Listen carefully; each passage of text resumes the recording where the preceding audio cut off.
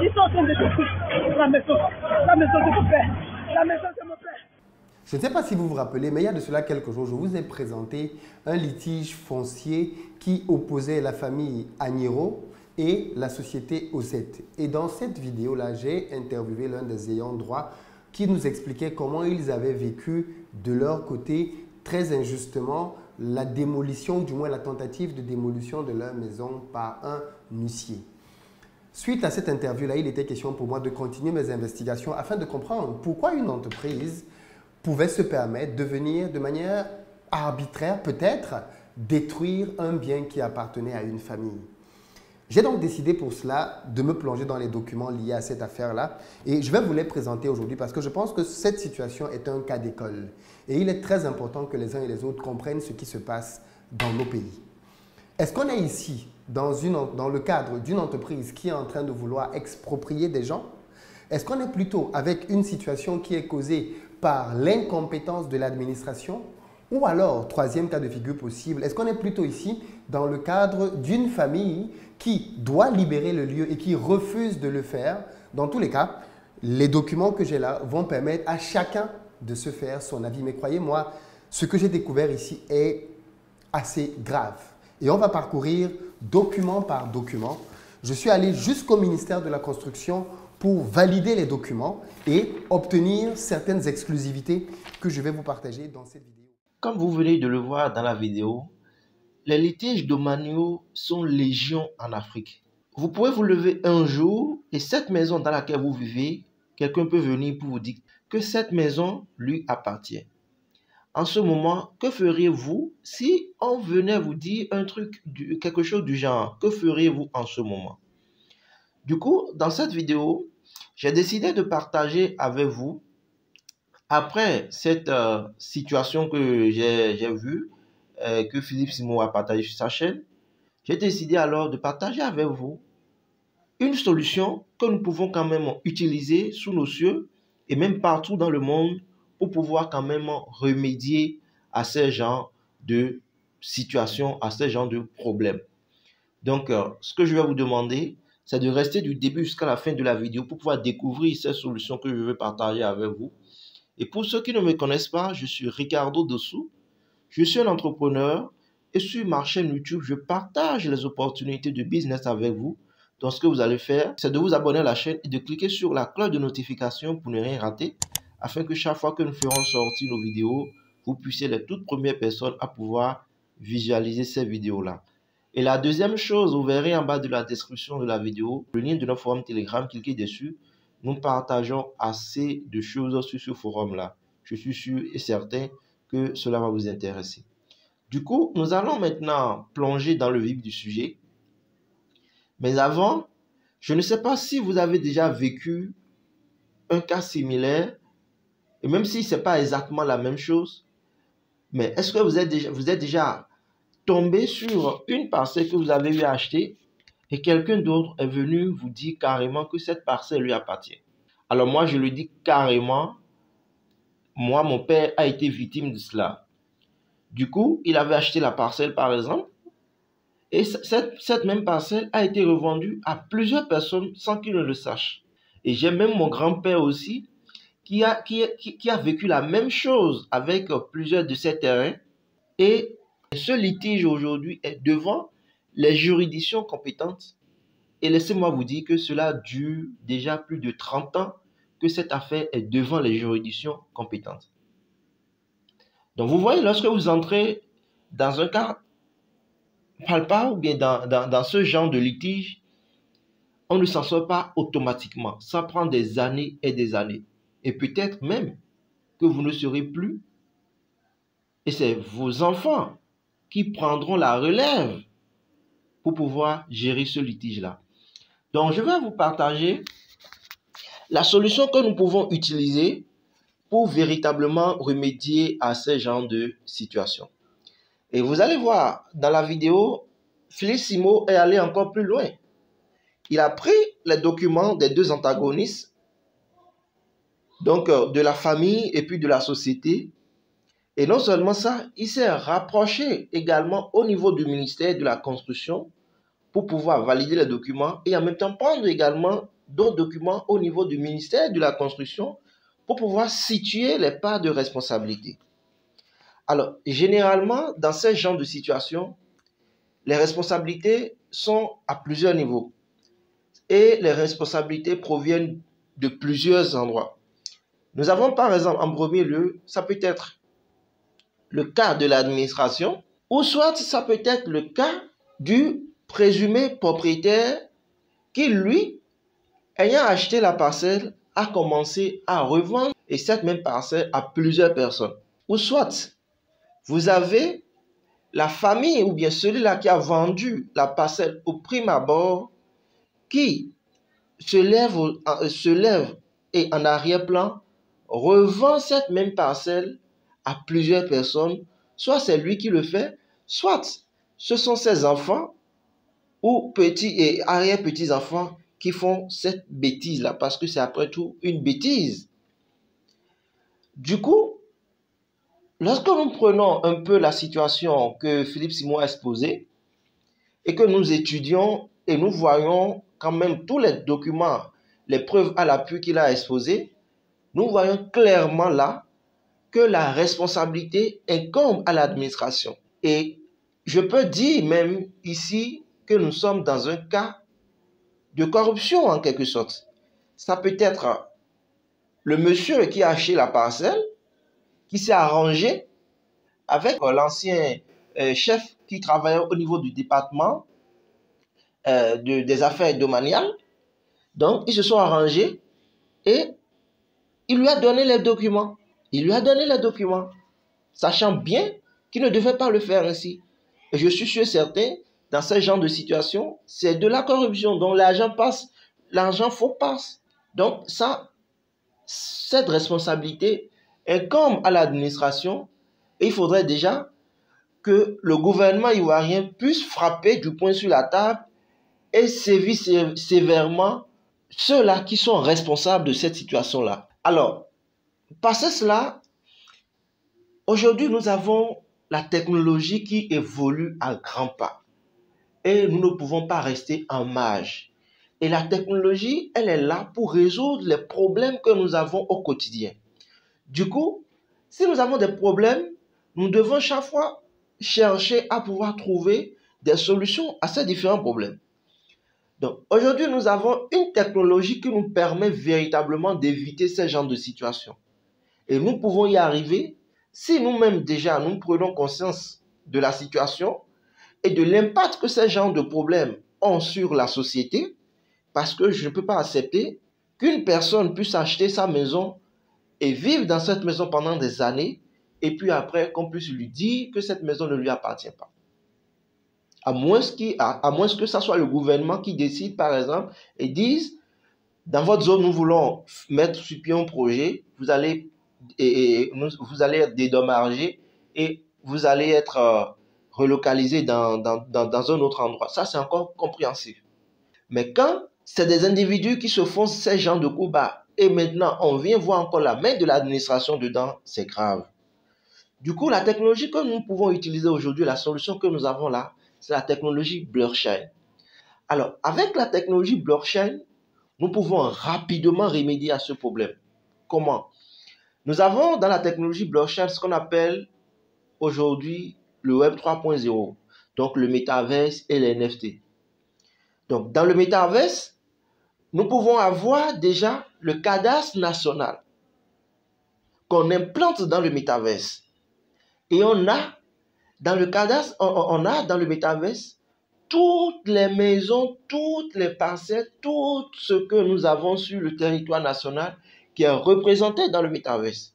Du coup, chaque propriétaire, chaque lot de maison, chaque lot de terrain est représenté dans le métaverse. De telle sorte que on voit chaque propriétaire avec son lot, ainsi de suite, ainsi de suite. Et en ce moment, lorsque quelqu'un veut acheter une parcelle, ce ne sera plus un papier quelconque qu'on va lui délivrer, mais cette transaction se fera directement sur la blockchain. Et chaque parcelle sera représentée sous forme d'NFT. Et lorsque les parcelles sont représentées sous forme d'NFT, celui-là qui achète un domaine a son NFT correspondant et chaque transaction qui se fera au travers de ce NFT, avec ce NFT, tout est traçable sur la blockchain. Je vais vous montrer et je vais vous présenter un exemple palpable pour que vous puissiez voir effectivement, de telle sorte que lorsqu'on parle d'NFT, plusieurs personnes ne peuvent pas détenir un même NFT. L'NFT est unique. Donc, lorsque nous prenons un domaine, par exemple, lorsque nous prenons, par exemple, une maison appartenant à Jean-Pierre, par exemple, la maison qui appartient à Jean-Pierre ne peut être qu'à Jean-Pierre et non à Jean, Pierre, et puis à Paul, et puis à Jacqueline, etc., etc. Ce n'est pas possible. Parce que c'est basé sur la blockchain et ça a été codé de telle sorte que plus personne d'autre ne peut l'utiliser à part celui-là qui en est le propriétaire. Alors, celui-là qui en est le propriétaire peut décider un jour de le revendre pour que nous puissions, pour qu'il puisse gagner de l'argent, bien là, des situations rapides qu'il veut gérer et il a besoin d'argent. Donc, il peut revendre sa maison sans aucun problème. Mais pour pouvoir revendre sa maison, lorsqu'il met la maison en vente, par exemple, il aura ceux-là qui vont se proposer pour pouvoir acheter la maison. Mais lorsqu'il y a quelqu'un qui achète la maison chez lui, automatiquement, c'est le nouveau propriétaire ou bien le nouveau acheteur qui devient le propriétaire de cette maison-là. Lui-même qui en avait acheté n'a plus les propriétés sur cette maison-là. Donc, il fait le transfert de propriété. Et tous les mouvements qui se font sur la blockchain sont traçables. L'heure, le jour, tout sans exception sont traçables. Du coup, on peut même aller jusqu'à la genèse de cette maison-là, donc de la transaction et de la création même de cette maison sur la blockchain et retracer tous ceux-là qui ont été propriétaires de cette maison sous forme d'NFT dans la blockchain. Du coup, ça nous élimine toutes sortes de problèmes que nous pouvons avoir avec les doubles ventes.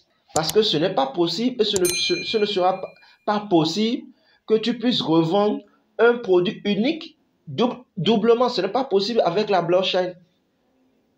Donc aujourd'hui, je pense que les États doivent déjà commencer par penser dans ce sens, par travailler dans ce sens pour vraiment aboutir à ce résultat. Au Ghana ici, par exemple, je sais qu'ils sont en train de travailler. Ils ont pris une zone où ils sont en train d'expérimenter ce type d'approche que je viens de vous présenter. Et lorsque ils vont voir la faisabilité, ce sera de façon globale et de façon générale dans tout le pays.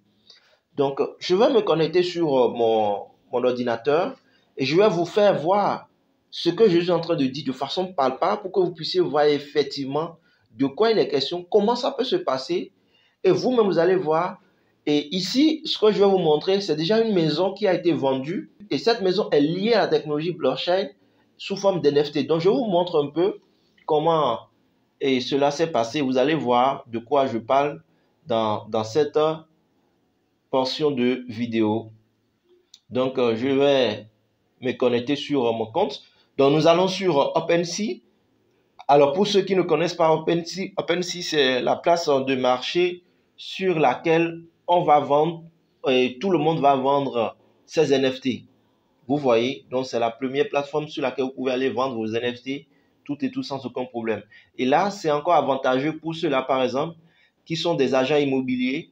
Au lieu, lorsqu'on vient vous voir, par exemple, pour une maison, une vente, au lieu de faire des tapages un peu partout, il suffit juste que vous fassiez la publicité, donc que vous mettiez en avant la maison et proposer le prix. Et ceux qui sont intéressés vont pouvoir l'acheter rapidement. Alors ici, je vais vous montrer la maison qui a été vendue en Colombie, aux États-Unis là-bas. Et vous allez voir un peu, déjà, nous avons la vidéo qui illustre déjà la zone dont je vous ai parlé tout à l'heure de cadastre. Donc vous allez voir un peu. Ici, je allume la vidéo, vous allez sur. right beside Highway 77, which is a main vein highway in South Carolina, running from Charlotte, North Carolina, down to Atlanta, Georgia. It's right next to the main shopping center for Columbia proper, where Target, Home Depot, Lowe's, and other retailers like Cisco and Planet Fitness are located. As you view the property from the street, it is a quintessential portfolio. Donc ça, c'est la maison qui a été vendue. Vous voyez la maison, la forme de la maison. Vous voyez, donc vous allez voir maintenant, ils vont vous présenter l'intérieur de la maison, tout et tout. Builder with full updates. As soon as you walk in, you notice the clean LVP flooring and paint along the walls and ceilings. Everything has been touched up and there are new blinds and a new ceiling fan. As you move into the kitchen, you see a full suite of stainless steel appliances and brand new granite countertops. As you peek out into the backyard, you notice there are no development plots behind it. This is a huge plus since it gives privacy and a quiet to anyone residing in the home. You can see the living room is very spacious, with more than enough room for a couch, table, and TV. Moving upstairs, you see brand new carpet throughout. It holds up well and is not expensive to replace when the time comes. There are 2 regular-sized bedrooms with closets, with a shared bathroom at the end of the hallway. Located at the back of the house is the master bedroom. This huge space has a walk-in closet and a master bathroom with Jack and Jill sinks. There's updated flooring and a new vanity mirror and lighting as well. 149 Cottage Lake. Ça, comme vous le voyez là, ça c'est le plan général de la maison. Vous voyez un peu? Ça c'est le plan de la maison. Vous voyez ce que je dis? Donc, ça a été représenté, ça a été présenté pour que vous puissiez voir. Et celui-là qui veut acheter a déjà le plan de la maison et il a déjà tous les documents nécessaires concernant le plan et puis les images. Donc, une vidéo que vous venez de voir là, à l'appui qui démontre quand même tous les compartiments, qui présente tous les compartiments de la maison. Et c'est celui-là qui veut acheter. Donc, l'acheteur, c'est lui qui va juger bon si cette maison l'intéresse ou pas. Donc, vous allez voir ici, par exemple, ce que je dis. Nous avons ici les caractéristiques de la maison. Vous voyez, ici, les caractéristiques de la maison sont données. Maintenant, on dit déjà, ici, nous avons la société qui vend. C'est ça, la société qui vend, c'est ça qui est rough stock. Vous voyez, rough stock. Maintenant, nous allons voir à combien cette maison a été vendue. Ils vont nous dire maintenant le prix. Nous allons voir ici le prix. Donc ici, comme je vous le disais tantôt, nous allons voir le prix ensemble. Donc ici, vous allez voir, nous avons les informations sur la maison. Et nous avons tout juste en bas ici, regardez, le prix de vente de la maison. Ici, ils ont mis sale. Vous voyez, le prix de vente, 175 000 $. Et nous pouvons voir d'où ça vient. Vous voyez, donc, l'adresse qui a fait le transfert et l'adresse également qui a reçu le transfert. Et ici, nous voyons également la date. Et lorsque nous voyons, par exemple, nous pouvons cliquer sur ça pour voir, par exemple, ils ont fait cette transaction, donc cet achat a été effectué maintenant. Il y a de cela 5 jours passés. Donc, je peux cliquer dessus et nous allons voir ensemble. Donc, ici, nous sommes sur Etherscan. Ici, ça nous permet de visiter, ou bien de voir de fond en comble toutes les informations sur la transaction qui a été effectuée. Vous voyez, donc on voit tout ici. Donc, ceci, c'est basé sur la blockchain de l'Ethereum. Donc, ici, vous voyez, nous avons le hachage. Ici, nous avons le statut. Vous avez vu ici, ils ont mis succès. Alors, en même temps, on nous met ici, il y a de cela 5 jours, 11 heures. Et nous avons la date, le 14 octobre 2022 à 19h22. Vous voyez, à 19h22 minutes, 59 secondes et en heure UTC. Du coup, avec ces informations, vous avez déjà tout sans exception et plus rien et plus personne ne peut venir vous dire après avoir acheté qu'il y a telle chose. Il suffit juste que vous leur présentez cela puisque la blockchain ne ment pas. Et vous ne pouvez être le seul et l'unique détenteur. Vous voyez, vous ne pouvez être le seul et l'unique détenteur. Donc voilà un peu comment nous-mêmes nous pouvons utiliser la technologie blockchain pour pouvoir révolutionner certaines choses que nous vivons au quotidien. Parce que le monde évolue, donc nous devons adapter notre quotidien à l'évolution du monde et utiliser ces outils pour pouvoir quand même éviter certaines situations comme celle-ci que nous avions vues tantôt dans la vidéo précédente. Vous voyez les amis, donc c'est un peu ça. Et je pense qu'avec le temps, il faudrait déjà même que nos gouvernants commencent par réfléchir dans ce sens et commencent même par travailler dans ce sens pour quand même éviter à l'avenir beaucoup de choses aux populations que nous sommes. Vous voyez, aux populations que nous sommes. Parce que le cas présenté dans la vidéo de Philippe Simo, c'est un cas pour moi de corruption. Vous voyez, donc l'administration en lui-même, en tout cas celui qui a commis l'acte, provient de l'administration. Celui qui a été à la base de cette faute grave provient de l'administration. Je suis sûr et certain qu'il a reçu de l'argent pour ça. Parce que d'après l'explication, pour ceux qui ont quand même un peu suivi la vidéo, dans son entièreté de Philippe Simo, il a été clair et net. Et la société a présenté toutes les preuves. Vous voyez? Donc, il est important que nous puissions travailler dans ce sens pour éviter au maximum ces genres de désagréments à la population.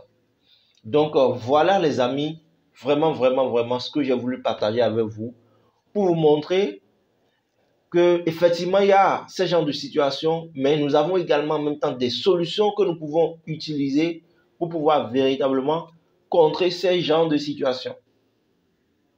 Et même si l'État aujourd'hui n'est pas encore prêt pour pouvoir aller au niveau de la technologie, ou bien celui qui est un développeur immobilier peut implémenter cela. Pour éviter beaucoup de problèmes à l'avenir. Donc, c'est des choses vraiment qu'il faudrait que nous puissions réfléchir dessus. Et dites-moi en commentaire ce que vous pensez de cette solution. Vous, de votre côté, est-ce que vous pensez que si nous utilisons effectivement la technologie blockchain, est-ce que ça peut nous permettre de pouvoir véritablement, finir une fois pour de bon avec ces genres de situations? Donnez-moi votre avis dessus et n'oubliez pas aussi de vous abonner si vous n'êtes pas encore abonné et d'activer sur la cloche de notification pour que chaque fois que nous ferons sortir nos vidéos, vous puissiez les toutes premières personnes à pouvoir les visualiser. Donc sur ce, on se dit à très bientôt pour un nouveau numéro les amis. Bye bye.